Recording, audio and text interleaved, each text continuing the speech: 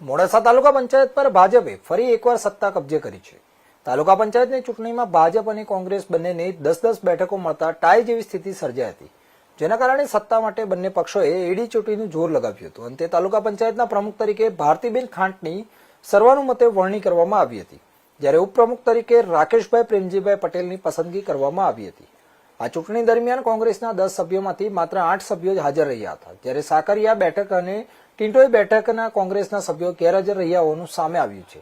તો બીજી તરફ ભાજપના તમામ 10 સભ્યો હાજર રહ્યા હતા। ભાજપને સત્તા મળતા જ કાર્યકરોમાં ખુશીનો માહોલ જોવા મળ્યો હતો અને સમગ્ર ચૂંટણી પ્રક્રિયા દરમિયાન તાલુકા પંચાયત પર સૌની નજર મંડાઈ હતી।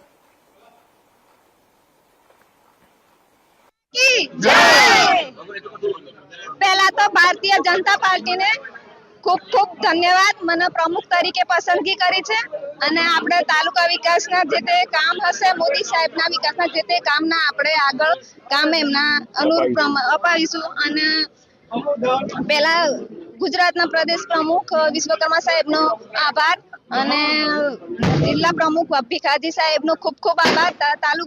તાલુકાના સંગઠન કાર્યકરોનો તમામનો દિલથી ધન્યવાદ કરું છું કે મને પ્રમુખ તરીકે પસંદ કરી અને જે તે કાર્યો હું જે તાલુકાના હશે તો એના પ્રમાણે હું આગળ વધીશ ને એમના જોડે રહીને કામ કરીશ। સમાચારમાં આગળ